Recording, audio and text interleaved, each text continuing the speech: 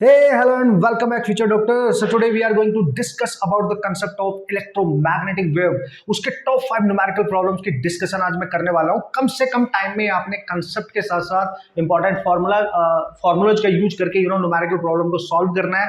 और वो top 5 problems में लूंगा जिस कैटेगरी के क्वेश्चन हमारे एग्जाम में आने के चांस है या पूछे गए हैं ऑलरेडी, उन्हीं पे डिपेंडेंट कहीं ना कहीं रिपीट हो गए क्वेश्चन आए हैं। लास्ट ईयर 2 क्वेश्चन आए थे, एक तो आप क्लियर मान के चलो, मतलब सिक्योर है कि श्योर है कि आपका एक क्वेश्चन यहां से आने वाला है इजी कैटेगरी का, बस आपने थोड़ा सा ध्यान देना है कंसेप्ट के ऊपर, वही हम यहाँ पे डिस्कशन करने वाले हैं। Okay, so very very very important as well as you can say easy भी है अगर आप थोड़ा सा कॉन्सेप्ट रिवाइज करके अच्छे से आ रहे हो। और ये 5 प्रॉब्लम जो मैं यहाँ पे डिस्कस करने वाला हूँ ना, इन्हीं को आप शिद्दत के साथ कर लेंगे, एप्लीकेशन जाकर अपने प्रीवियस ईयर के क्वेश्चन को सॉल्व कर लेंगे, आपको आइडिया लग जाएगा कैसा न्यूमेरिकल पूछा जाएगा।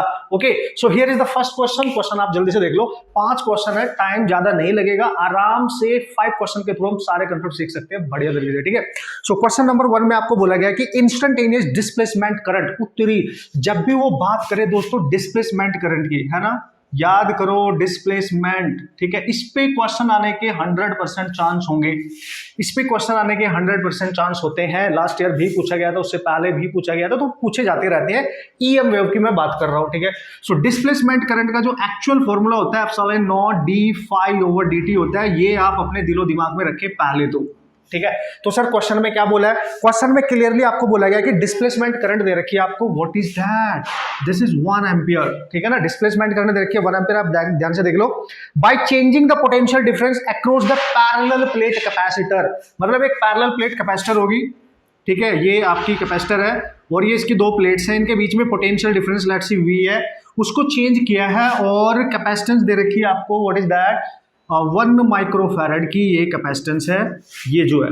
ठीक है ना, तो पूछा क्या जा रहा है, what is the rate of dV over dt, यानी जो पोटेंशियल चेंज हो रहा है उसका चेंज होने का रेट क्या है। So you have to calculate dV over dt, clear है, you have to calculate dv over dt. This is the awesome problem. आपको जस्ट फॉर्मूला अप्लाई करना आना चाहिए, लिटिल बिट कंसेप्ट पता होना चाहिए यार, फिर तो उड़ा ही देंगे। आप देखो ध्यान से, इसी के थ्रू आप सारे क्वेश्चन सीख जाओगे। अच्छा सर, याद क्या रखेंगे इस टाइप के क्वेश्चंस करने के लिए? आईडी डिस्प्लेसमेंट करंट है बॉस, ये क्या होती है? Epsilon naught d phi over dt, ये आप सबको पता है, the rate of change of electric flux. Come on guys, electric flux. अगर आप इसकी वैल्यू यहां से चेंज करो, फ्लक्स की वैल्यू पुट अप करने के बाद कैपेसिटर की फॉर्म में चेंज करना है, क्योंकि हमें सी दे रखी है और वी पूछा है, रेट पूछा है पोटेंशियल के चेंज होने का, तो आप इसको ऐसे लिख सकते हो I d equal to C dV over d t. इसको चेंज करने के बाद ये रिलेशन आएगा, you have to remember, direct भी पूछा जा सकता है, ये रिलेशन डायरेक्ट भी पूछा जा सकता है, ध्यान से समझना। डिस्प्लेसमेंट करंट होती है कैपेसिटेंस जो है into dV over d t, और ये आपने कैलकुलेट करना है, सब कुछ पुट करो। देखो आई डी कितना है सर 1, सी कितना है सर 1 इंटू 10⁻⁶ इंटू क्या निकालना है सर डीवी ओवर dt, तो आपको दिख रहा है ये इधर जाएगा, तो dv ओवर dt आपके पास आ गया 10 to power 6, चूंकि रेट है ये तो वोल्ट पर सेकंड। ठीक है, वोल्ट पर second, and this is your final answer. Awesome, आप ध्यान से देखिए कि क्वेश्चन कैसा आएगा, कंसेप्ट क्या है, किस तरीके से यूज करके जाओगे। और डिस्प्लेसमेंट करंट से रिलेटेड जब भी न्यूमेरिकल पूछा जाएगा तो ये एक्चुअल फॉर्मूला है, इसको आप कैपेसिटेंस के टर्म्स में कन्वर्ट कर सकते हैं, यहाँ पे क्वेश्चन बनाया जा सकता है या आपसे रिजल्ट भी पूछा जा सकता है डायरेक्टली, ध्यान रखेंगे ना। अब देखेंगे next question. Okay guys, this is the second question, और आप ध्यान से देख लो, इस टाइप के क्वेश्चंस काफी पूछे जाते हैं हमारे एग्जामिनेशन में, आप और आने के सबसे ज्यादा चांस होते हैं यार इस टाइप के क्वेश्चन। और अगर आप ध्यान से देखो, उसमें बेसिक सा कंसेप्ट है वेव का, चूंकि हम इलेक्ट्रोमैग्नेटिक वेव की बात कर रहे हैं तो वेव का कंसेप्ट हमें पता होता है क्या होता है। ठीक है, उसने पता है क्या बोला, उसने बोला है कि इलेक्ट्रोमैग्नेटिक वेव है जिसका मैग्नेटिक फील्ड कंपोनेंट दे रखा है बी वाई, और जो मैग्नेटिक फील्ड कंपोनेंट है वो वाई का मतलब वाई डायरेक्शन में है। लेट्स सी ये एक्स है, ये y है और ये z है। ठीक है, ऐसे मान लो आप ये z है, तो उसने बोला जो मैग्नेटिक फील्ड कंपोनेंट है इसका ईएम वेव का, क्योंकि आपको पता है जो इलेक्ट्रोमैग्नेटिक वेव होती है इलेक्ट्रिक और मैग्नेटिक फील्ड 2 कंपोनेंट से मिलकर बनती है। ठीक है, तो यार यहाँ पे तो हो गया ये, ठीक है ना। अब ये देखना पड़ेगा आपको कि वेव किधर जा रही है ना। सबसे पहले देखो इलेक्ट्रोमैग्नेटिक वेव किधर को ट्रैवल कर रही है, then we can decide directly, we can decide कि इलेक्ट्रिक फील्ड का कंपोनेंट किस डायरेक्शन में होगा। आपसे पूछा गया इस क्वेश्चन में कि what is the expression for electric field, expression of electric field बताओ, अगर मैग्नेटिक फील्ड का एक्सप्रेशन ये है तो देखो ध्यान से, अगर आप ध्यान से देखो ये जो इक्वेशन होती है ना, जब भी हम वेव की इक्वेशन लिखते हैं तो उसका जनरल फॉर्मूला क्या होता है, किसी भी लिए डिस्प्लेसमेंट होता है y, उसका एम्पलीट्यूड होता है a into sine of omega T plus minus के एक्स, यही होता था, याद करो। अगर मैंने यहाँ y लिया तो ये वेरिएबल मैंने यहाँ x ले लिया, ठीक है ना, ये आप ध्यान रखिए। अगर मैं इसको इससे कंपेयर करूं तो ये साइन है और इसके बाहर जो रखा है ये इसका एम्पलीट्यूड है। यहाँ पे जो भी होगा, जो भी वैल्यू यहाँ पे होगा, जो भी फंक्शन होगा, इलेक्ट्रिक फील्ड है तो इलेक्ट्रिक फील्ड, मैग्नेटिक फील्ड है तो मैग्नेटिक फील्ड, y की जगह यहाँ पे क्या है, मैग्नेटिक फील्ड, और ये y का मैक्सिमम वैल्यू होता है, तो ये b का मैक्सिमम वैल्यू हो गया, यानी b की पीक वैल्यू होगी ये। You can write this is peak value या maximum value of the magnetic field, simple, ठीक है ना। 2 × 10⁻⁷ कंपेयर करो, देखो फिर साइन फंक्शन है, साइन फंक्शन है सर, ये है जेड का मतलब ये आपको बता रहा है कि वेव की डायरेक्शन क्या है, प्रोपोगेशन डायरेक्शन क्या है, वेव किधर को जा रही है। तो जैसे मैंने यहाँ x लिखा है, अगर मैं इसके साथ x लिख दूं और z लिख दूं तो ये जो बताता है ना, ये वाला कंपोनेंट जो है, ये k वाला, ये प्रोपोगेशन डायरेक्शन बताता है कि वो किधर को जा रही है, ठीक है। तो यार ये अगर डायरेक्शन बताएगा, ये वाला कंपोनेंट डायरेक्शन बताएगा किधर को जा रही है, तो उसका साइन जो होगा वो बताएगा प्लस डायरेक्शन में जा रही है या माइनस डायरेक्शन में जा रही है। क्योंकि यहाँ पे ये जेड के साथ लिखा है, तो जेड का मतलब हो गया ये है डायरेक्शन ऑफ ईएम वेव, ये ईएम वेव की डायरेक्शन है, मतलब वो इधर को जा रही है। आप क्लियर हो गया, वेव आपकी इधर को जा रही होगी, यानी वो जेड एक्सिस पे जा रही होगी, ये तो क्लियर हो गया है ना, डायरेक्शन पता चल गया। ये जरूरी है, क्वेश्चन में यही पहचानना होता है। अब क्या करेंगे सर, अब कोई टेंशन नहीं है, क्लियर हुआ। देखो तुम ऐसे ही हिट भी कर सकते हो, क्वेश्चन को बिना सॉल्व करे हिट कर सकते हो। कैसे सर, एक चीज क्लियर होगी कि अगर वेव जा रही है जेड डायरेक्शन में, मैग्नेटिक फील्ड है वाई डायरेक्शन में, तो पक्का इलेक्ट्रिक फील्ड एक्स डायरेक्शन में ही होगा, क्योंकि एक दूसरे के परपेंडिकुलर होते हैं, ठीक है ना। और डायरेक्शन कैसे कैलकुलेट करते हैं, E क्रॉस B से डायरेक्शन निकाली जाएगी। ये जो नया वेक्टर आएगा ये जेड, ये जाएगा आपका डायरेक्शन रिप्रेजेंट करेगा वेव किधर को जा रही है, ठीक है। तो E और B एक दूसरे के परपेंडिकुलर होते हैं। अगर ये y पे है तो ये x पे है। क्यों x पे, हमें कैसे पता चला x पे है, क्योंकि इक्वेशन में यहाँ z लिखा है ना। यहाँ अगर x लिखा होता तो फिर वेव जा रही होती x एक्सिस पे, समझ गए होंगे आप, ठीक है। तो हमने इलेक्ट्रिक फील्ड बना दिया x एक्सिस पे, चूंकि यहाँ पे वेव जा रही है z एक्सिस पे। तो यार सर अब क्या करेंगे, तो भाई देख लो, ऑप्शन देख लो, ऑप्शन सी उड़ा डालो। फर्स्ट ऑप्शन में अगर देखो उसने बोला है ई वाई पे तो जा ही नहीं सकता, बी वाई पे है, तो पहला option is not correct. Second may be correct है ना, क्योंकि एक्स एक्सिस पे जा रहा है। और जो थर्ड वाला है, थर्ड वाला बिल्कुल पॉसिबल नहीं है, लास्ट वाला पॉसिबल है, यानी बी और डी आपके ऑप्शन पॉसिबल है। अब आपको क्या चेक करना पता है, अगर आपने इलेक्ट्रिक फील्ड का एक्सप्रेशन निकालना है तो y की जगह रख दो e, और चूंकि एक्स एक्सिस पे जाएगा, क्लियर हो चुका है, ठीक है ना, ये तो क्लियर हो चुका है। और इसका यहाँ मैक्सिमम कंपोनेंट आएगा ई नॉट, बाकी सब कुछ सेम रहेगा। साइन ऑफ जो यहाँ पे है 0.5 × 10⁻³ Z plus as it is लिखना है, एज इट इज लिखना है, ठीक है, ये सेम रहेगा। बस आपने ई नॉट निकालना, maximum value of the electric field, और इसके लिए आप फॉर्मूला यूज कर सकते हैं, ठीक है। तो फॉर्मूला क्या होता है सर, C = E0/B0। जो स्पीड होती है इलेक्ट्रोमैग्नेटिक वेव की, वो इलेक्ट्रिक फील्ड की मैक्स वैल्यू और मैग्नेटिक फील्ड की मैक्स वैल्यू के रेशियो के इक्वल होती है, या इसकी आरएमएस वैल्यू ले लो अगर दे रखी है, और इसकी भी आरएमएस वैल्यू ले लो, है ना, ये भी हो सकता है। चूंकि हमें B0 दे रखा है तो देखो यहाँ मल्टीप्लाई करो, E0 आ जाएगा, E0 आएगा C × B0। C होता है दोस्तों 3 × 10⁸, और B0 आपको दे रखा है 2 × 10⁻⁷ इक्वेशन से, 2 × 10⁻⁷, ठीक है ना, आराम से। तो सर ये आएगा 6, यहाँ पे बचेगा 10 केवल, देख लो ये -7 + 8 तो 60 आ रहा है। तो कौन से इक्वेशन में 60 है, बी ऑप्शन करेक्ट हो सकता है, तो उसमें 60 नहीं है, डी ऑप्शन में 60 है, दैट इज करेक्ट। तो आप यहाँ पे 60 पुट कर देंगे, 60 पुट कर देंगे और ये बन गया आपका इक्वेशन। हमें ये भी पता चल गया इसको कंपोनेंट किस डायरेक्शन में आएगा और उसकी मैक्सिमम वैल्यू कितनी होगी। दोनों ये फॉर्मूला यूज कैसे करना है ये भी यूज हो गया, क्वेश्चन में इक्वेशन को कैसे रीड करते हैं ये भी यूज हो गया, इक्वेशन से इक्वेशन कैसे बनाते हैं ये भी सीख लिया, है कि नहीं। बेहतरीन प्रॉब्लम, ऐसे ही क्वेश्चन पूछे जाते हैं कॉम्पिटिटिव एग्जाम्स में, आप टेंशन ना ले, बढ़िया तरीके से आप यूज करें कंसेप्ट अच्छे से। ओके, देखेंगे नेक्स्ट क्वेश्चन। ओके यार, अब नेक्स्ट क्वेश्चन देख लेते हैं जल्दी से। फॉर्मूला बेस्ड है डायरेक्ट, क्योंकि फॉर्मूला बेस्ड है, इस टाइप के क्वेश्चन काफी बार रिपीट हुए हैं, तो मैं जस्ट आपको बता देता हूं कि आप कितनी इजी तरीके से उसको सॉल्व करके आ सकते हो, केवल एंड केवल फॉर्मूला याद करके। इसलिए फॉर्मूले उस समय आपके लिए बहुत इंपॉर्टेंट है, आपके लिए आपको सारे फॉर्मूले इस समय याद होने चाहिए। आप इस तरीके से प्रैक्टिस करो, रिवीजन करो एंड रिवीजन करो, ठीक है। So question is what, question में दे रखा है कि एक इलेक्ट्रोमैग्नेटिक वेव है और वो फ्री स्पेस में ट्रैवल कर रही है, और उसका जो आरएमएस वैल्यू है इलेक्ट्रिक फील्ड की वो दे रखी है, root mean square value of electric field दे रखा है 6 volt per metre. So what is the peak value of magnetic field, magnetic field की पीक वैल्यू मतलब उसकी मैक्स वैल्यू निकालनी है आपने मैग्नेटिक फील्ड की, ठीक है ना। मैग्नेटिक फील्ड की मैक्स वैल्यू क्या होगी यार, अभी तो बताया था यार फॉर्मूला, ठीक है। कैसे निकालेंगे सर, अगर आपने इसकी पीक वैल्यू निकालनी है तो C = क्या होता है सर, C = होता है बॉस, ठीक है, ई नॉट बाई बी नॉट, ठीक है, ये यूज कर सकते हो।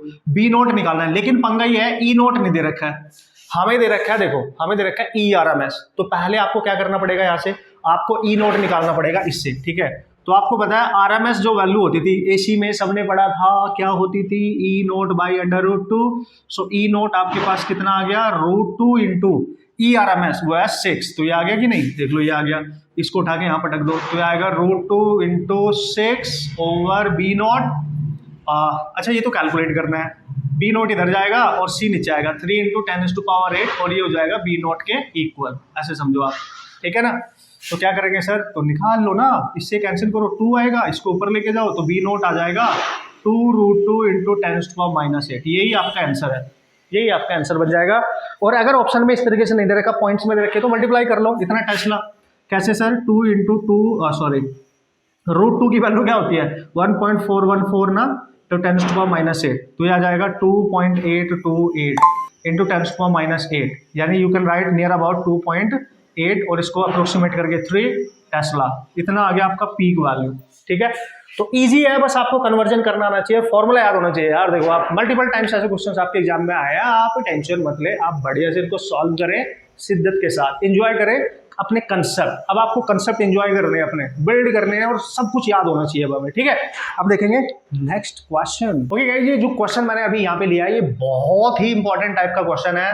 इस टाइप के क्वेश्चन करने के लिए आपको फंडामेंटल कंसेप्ट पता होना चाहिए, इलेक्ट्रोमैग्नेटिक वेव की डायरेक्शन कैसे डिफाइन की जाती है, बस ये पता होना चाहिए, उसी पे डिपेंडेंट क्वेश्चंस पूछे जाते हैं, पूछे गए हमारे एग्जाम में। आप एक बार देख लो, उसको पढ़ लो और समझना है आपने, तुक्के तुक्के नहीं मारने, यहाँ पे कंसेप्ट समझ के जाना, फ्री के 4 नंबर भी तो लेने हैं, ऐसे ही मार्क्स हमने गेन करने हैं, छोटे छोटे प्यारे प्यारे टॉपिक से जिससे श्योर शॉर्ट क्वेश्चंस पूछे जाते हैं उनको बढ़िया तरीके से करके जाना है, सब कुछ आपको पता होना चाहिए। तो क्या बोला गया sir, for a plane electromagnetic wave propagating in X direction. सबसे पहली बात इस टाइप के क्वेश्चन में कि वेव की डायरेक्शन क्या है, ईएम जो वेव है ना, ईएम वेव, उसकी डायरेक्शन क्या है। तो डायरेक्शन क्वेश्चन में डिफाइंड की गई है, एक्स डायरेक्शन में जा रही है, ध्यान से समझना। एक्स डायरेक्शन का मतलब पॉजिटिव एक्स डायरेक्शन है ना, अगर नेगेटिव होता तो वो बोलता है कि नेगेटिव एक्स डायरेक्शन में जा रही है, ये बहुत क्लियर समझना। समझना यहाँ की गलती क्या होती है यहाँ पे जल्दी जल्दी के चक्कर में, ठीक है। तो सबसे पहले आपने क्वेश्चन पढ़ते ही डिफाइन कर दिया, ईएम वेव की डायरेक्शन ट्रैवलिंग डायरेक्शन है positive X direction, come on guys, positive X direction, ठीक है।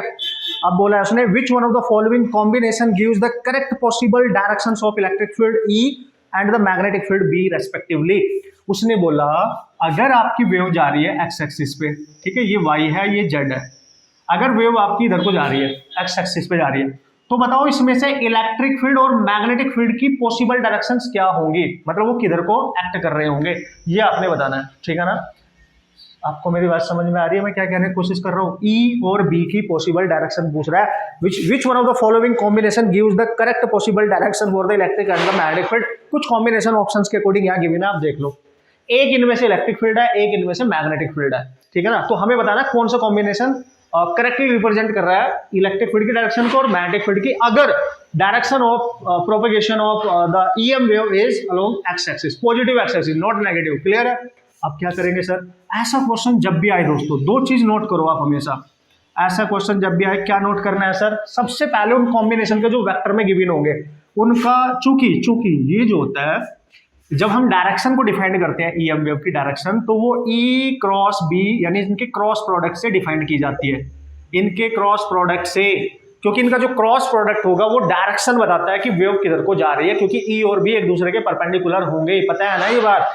तो क्या करेंगे सर, पॉइंट नंबर 1 चेक करो, इनमें से कौन सा पेयर का डॉट प्रोडक्ट 0 है, ये कंडीशन फुलफिल होनी चाहिए। दूसरी कंडीशन, ठीक है, ई क्रॉस बी की जो डायरेक्शन होगी, ठीक है ना, ई क्रॉस बी की जो डायरेक्शन होगी, आप देख सकते हो यहाँ पे एक्स डायरेक्शन होनी चाहिए, क्योंकि डायरेक्शन, ये अगर डायरेक्शन बताता और उसने पहले बोल दिया कि वेव एक्स एक्सिस पे जा रही है, तो ई क्रॉस बी की वैल्यू वो एक्स एक्सिस पे आई कैप वेक्टर में आनी चाहिए, मतलब है ना, आई कैप वेक्टर में आना चाहिए, क्योंकि एक्स एक्सिस पे जो वेक्टर होगा वो आई कैप होगा। अगर ई क्रॉस बी को हम जब सॉल्व करेंगे और उसका आंसर आई कैप पॉजिटिव में आ रहा है, कुछ भी आए 1 आई कैप 2 आई कैप 3 आई कैप 4, बस आई कैप आना चाहिए और पॉजिटिव होना चाहिए, ठीक है, क्योंकि इसने पॉजिटिव एक्स डायरेक्शन बोला है। समझ रहे हो आप, मैं क्या करूँ, बेहतरीन कॉन्सेप्ट है ये। तो पहले तो ये चेक करना है, उससे हमें ये पता चल जाएगा या तो आंसर ये होगा या ये, है ना, कभी कभी तो डायरेक्ट भी हो जाता है, ठीक है। तो ई क्रॉस बी का जो प्रोडक्ट है वो आई कैप वेक्टर के टर्म्स में आना चाहिए, क्योंकि वेव जा रही है एक्स डायरेक्शन में। आप अब तक समझ गए होंगे मैं क्या कह रहा हूँ, ठीक है सर। अब क्या करेंगे, अगर आप ध्यान से देखो जो ऑप्शंस आपको गिवन है उनके अकॉर्डिंग, ठीक है, तो सबसे पहले तो आप फर्स्ट ऑप्शन को चेक करेंगे यहाँ पे और उसके अकॉर्डिंग यहाँ पे देखेंगे कि यार सर फर्स्ट ऑप्शन है माइनस जे कैप प्लस के कैप। फर्स्ट ऑप्शन जो है वो माइनस जे कैप प्लस के कैप है और उसके साथ है माइनस जे कैप प्लस के कैप, यही है, ठीक है। दोनों सेम टाइप के हैं, दोनों सेम टाइप के हैं, तो यार ये तो पॉसिबल ही नहीं है एक्चुअली। फिर भी चेक करते हैं, क्या चेक करना है सर, अगर इनका डॉट प्रोडक्ट जीरो है तो भाई ये हो सकते हैं, मतलब ये होंगे ये जरूरी नहीं है बट हो सकते हैं, यही बता देगा, एक कंडीशन फुलफिल हो जाएगी। लेकिन और अगर इनका क्रॉस प्रोडक्ट आई के इक्वल आ गया, मतलब आई कैप के टर्म्स में आ गया, तो भाई यही करेक्ट होगा। अब देख लेते हैं, डॉट प्रोडक्ट निकालो। डॉट प्रोडक्ट कैसे निकालते थे, आई जे डॉट जे के डॉट के, वही आंसर देते हैं, अपोजिट वाले जीरो हो जाते हैं, हम सबको पता है। तो आप जे वाले को जे के साथ डॉट मल्टीप्लाई करो तो जे डॉट जे क्या मिलेगा, -1 प्लस हो जाएगा तो +1 मिलेगा सर। के डॉट के ये भी +1 है तो 2 आ रहा है, यानी 0 नहीं आ रहा, तो ये पॉसिबल ही नहीं है। आप इसको चेक ही नहीं करेंगे, ई क्रॉस भी अब आप इसका निकालेंगे ही नहीं, क्योंकि इसका ई डॉट भी जो डॉट प्रोडक्ट है वो 0 आ ही नहीं रहा है। समझ गया, मजा नहीं आ गया। दूसरा देखते हैं सर, दूसरे में बोला है जे प्लस के, ये तो ऑब्वियसली नहीं होगा। जे प्लस के को अगर मैं डॉट मल्टीप्लाई कर दूं जे प्लस के, ये तो ऑब्वियसली नहीं होगा, दिख रहा है क्योंकि इसमें एक भी माइनस नहीं है, तो जे डॉट जे 1 आएगा, के डॉट के +1, ये भी 2 आ गया। This is also not possible. पहला भी आंसर नहीं है, दूसरा भी नहीं है। सब तीसरा देखें, बिल्कुल देखेंगे। तीसरा देखते हैं, तीसरे में दे रखा है माइनस जे प्लस के डॉट, है ना, इससे पता चल जाएगा होगा कि नहीं। माइनस जे माइनस के, तो डॉट मल्टीप्लाई करो इसका, इसमें minus minus plus J dot J 1, के डॉट के 1 -1, ये 0 हो गया। मतलब ये हो सकता है, ये आंसर हो सकता है, क्लियर नहीं है कि होगा, क्योंकि एक कंडीशन सेटिस्फाई हुई है अभी कि ये हो सकता है। समझ गए, डॉट प्रोडक्ट बताता है कि ये हो सकता है ना, एक कंडीशन फुलफिल हो रही है। अब लास्ट वाला देखते हैं। लास्ट वाले में आंसर जे प्लस के, ठीक है, और डॉट माइनस जे माइनस के, इसको इसमें मल्टीप्लाई करो -1, इसको इसमें मल्टीप्लाई -1, ये भी नहीं होगा क्योंकि ये भी 0 नहीं आ रहा है, ये भी 0 नहीं आ रहा। आप चेक करें, बिल्कुल, मतलब ये अब श्योर हो गया। अगर आपने केवल यही कंडीशन इसमें क्लियर कर ली ना, तो ये तो क्लियर है कि यही आंसर है, ये तो क्लियर है कि अब तो आंसर सी ही है, इसमें सी ही आंसर होगा। लेकिन यार सर अगर मतलब इसमें से कुछ ही 2 ऑप्शन के डॉट प्रोडक्ट अगर 0 हो जाते, फिर आपने ये भी चेक करना है, ई क्रॉस बी भी चेक करना है। अब वो कैसे करें, देखो सी का करते हैं, माइनस जे, क्योंकि वही डॉट 0 दे रहा है यहाँ पे, ठीक है, क्रॉस, ठीक है, माइनस जे माइनस के, इसका क्रॉस निकालना है। आपको पता है जब हम क्रॉस प्रोडक्ट करते हैं तो सिमिलर वेक्टर को मल्टीप्लाई नहीं करेंगे क्योंकि वो 0 हो जाएंगे, है ना। तो हम क्या करेंगे, जे को के साथ करो, तो माइनस माइनस प्लस और जे क्रॉस के लिखना है, ये आराम से, गलती मत करना, लिख के करना, दिमाग में मत करना, गलती हो जाती है। फिर के को के साथ नहीं करेंगे, सेम वेक्टर को नहीं करेंगे, इसके साथ करेंगे, तो प्लस के क्रॉस माइनस जे, ठीक है। तो जे क्रॉस के कितना आता है, याद करो, आई कैप, जे क्रॉस के आई कैप, क्योंकि एंटी क्लॉकवाइज देते हैं ना, आई से जे से के से आई, तो जे क्रॉस आई कैप हो जाएगा। और यहाँ माइनस है तो माइनस के क्रॉस जे, मतलब अगर इधर है आई कैप, इधर है जे कैप, इधर है आपका के कैप, तो भी आपने किया एंटी क्लॉकवाइज जे क्रॉस के, तो ये आई के इक्वल हो गया। अब आप कर रहे हो उल्टा, देखो के क्रॉस जे, उल्टा इसका के क्रॉस जे, तो ये माइनस आई के इक्वल होगा, तो माइनस माइनस प्लस, तो कितना आ गया 2 आई कैप। भाई 2 आए 3 आए 4 आए कुछ भी आए, बट आई कैप होना चाहिए, वो भी प्लस, क्योंकि उसने बोला था वेव जा रही है एक्स डायरेक्शन में, तो बिल्कुल क्लियर है, यस, सेटिस्फाई कर रहा है कंडीशन को। ई क्रॉस बी का प्रोडक्ट आई के टर्म्स में आ रहा है, वो भी पॉजिटिव, मतलब बिल्कुल क्लियर है, वेव जो होगी वो आपकी पॉजिटिव एक्स डायरेक्शन में जा रही होगी। इससे पता चलता है कि दोनों कंडीशन फुलफिल हो रही है। C is the correct answer and awesome problem, बेहतरीन कंसेप्ट, इसलिए इस पे क्वेश्चंस काफी टाइम आते हैं। आज का लास्ट क्वेश्चन डिस्कस करेंगे, important, okay guys, this is our last problem, important है, इसके थ्रू भी एक बेहतरीन कंसेप्ट हम देखेंगे, उसको याद करके जाएंगे बढ़िया तरीके से, हम क्योंकि हम फॉर्मूला भूल जाते हैं, हम नहीं याद रखते, लेकिन एटलीस्ट इन सारे फॉर्मूलाज को आपने बेहतरीन तरीके से कंठस्थ, मतलब याद करके जाना है अच्छे तरीके से। Okay, let's see what is the question sir. Question is electromagnetic wave of frequency 5 gigahertz. एक ईएम वेव है जिसकी फ्रीक्वेंसी आपको दे रखी है, ठीक है, ईएम वेव की फ्रीक्वेंसी दे रखी है आपको 5 गीगाहर्ट्ज।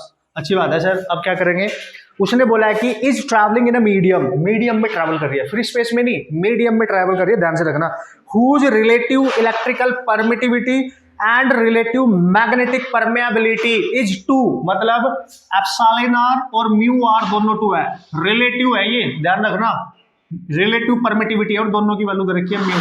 सो आपसे पूछा गया है what is the velocity of the EM wave in this medium, medium में ईएम वेव की वेलोसिटी बतानी है। इसका मतलब कैसे करूं, देखो जब हम इलेक्ट्रोमैग्नेटिक वेव की वेलोसिटी निकालते हैं तो कैसे करते हैं हमें पता है। अगर वेलोसिटी इन मीडियम निकालनी पड़े तो वेलोसिटी इन फ्री स्पेस वो आपको पता ही है क्या होती है, ईएम वेव आपकी स्पीड ऑफ लाइट से ट्रैवल करती है ना, वो आपको पता है। डिवाइड में म्यू, म्यू क्या है sir, refractive index of the medium, यही होता था फॉर्मूला, याद करो यही होता था फॉर्मूला, ठीक है। अब दिक्कत क्या है यहाँ पे, refractive index of the medium is not given in the question, so how we will solve the problem. तो याद रखना जो मीडियम का रिफ्रैक्टिव इंडेक्स है we can calculate this one by using under root of epsilon are into mu R. इन दोनों का जो प्रोडक्ट होता है रूट्स में वो रिप्रेजेंट करता है refractive index of the medium को। कुछ नहीं करना, यहाँ पे यूज करो तो वीएम आपका आ जाएगा direct C over under root of epsilon are into mu r. इसका आप यूज कर सकते हैं डायरेक्ट, ठीक है। पुट करो वैल्यू, सी क्या है 3 × 10⁻⁸ इनटू अंडर रूट में एप्सिलॉन आर भी 2, ये भी 2, 2 to 4 2 बार आएगा, तो 3/2 × 10⁸ दिख रहा है ना आपको, 2 बार आएगा, ठीक है। तो वीएम कितना आ गया सर, मीडियम में उसकी ईएम वेव की जो वेलोसिटी होगी वो होगी 1.5 × 10⁸ गाइस। और उसने बोला है what is the velocity, yes this is the velocity, this is m metre per second, this is इतनी आपकी वेलोसिटी होने वाली है, क्लियर है। So this is how you can solve the problem. ज्यादा आप इसको ऐसे लिख सकते हो 115 × 10⁷ मीटर पर सेकंड। अगर एक पॉइंट ये हटाना चाहते हो आप तो इस तरीके से लिख सकते हो। This is the question and these are the all important problems in top 5 problems of electromagnetic wave, जिसमें हमने लगभग जो इससे क्वेश्चन आ सकते हैं, जिस टाइप के क्वेश्चन आ सकते हैं वो सारे डिस्कस कर लिए हमने।